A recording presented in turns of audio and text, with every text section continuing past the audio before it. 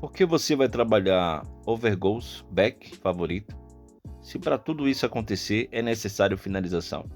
Finalização tanto no alvo, finalização tanto para fora. É perceptível que às vezes as pessoas que entram no mundo das apostas, elas tendem a sempre seguir um padrão que já é coexistente dentro do seu próprio eixo, né, de mercado, né? Quando você se depara com alguns youtubers que sempre vai estar falando sobre overgoals, padrão, back favorito, layer favorito.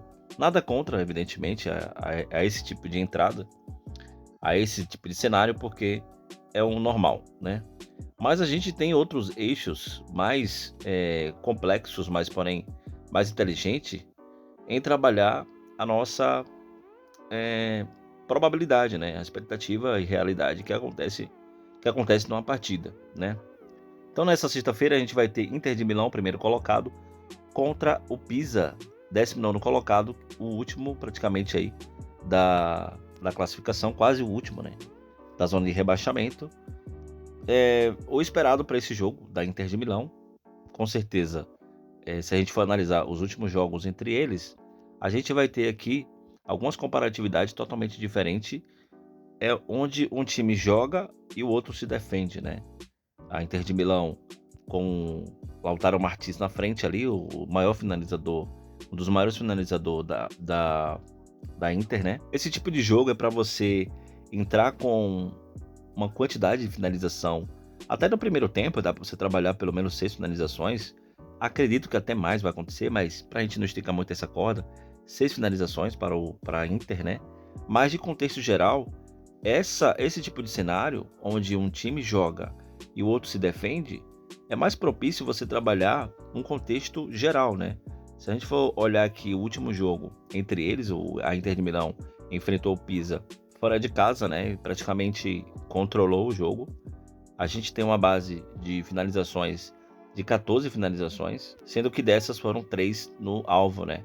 Mas isso no contexto de fora de casa é totalmente diferente quando tá jogando em casa. Então, para esse tipo de cenário, a gente pode colocar pelo menos 15 finalizações para a Inter de Milão e 4 chute ao alvo para esse jogo aqui, tá certo? O outro jogo que eu separei é o jogo do PSG contra o Auch, né? O Auch, 17º colocado. Aqui vai ser uma pressão absurda, porque o PSG não tá vindo tão bem assim, precisa conseguir a liderança mais uma vez, né? Contra o Lens. E não tá vindo bem para poder manter essa liderança nesse sentido, né? Apesar do PSG ter um elenco bacana, tem alguns finalizadores aí já conhecido, né? O Dembélé, né? É um dos maiores finalizadores aí do PSG.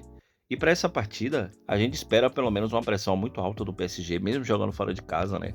Com bastante posse de bola, linhas altas e jogando sempre nas costas do zagueiro ali, tentando finalizar.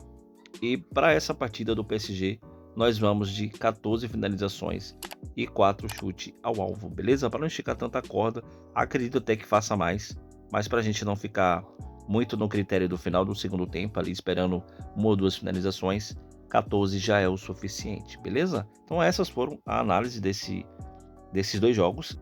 Não esquece de deixar seu comentário, deixar seu like. Até o próximo vídeo.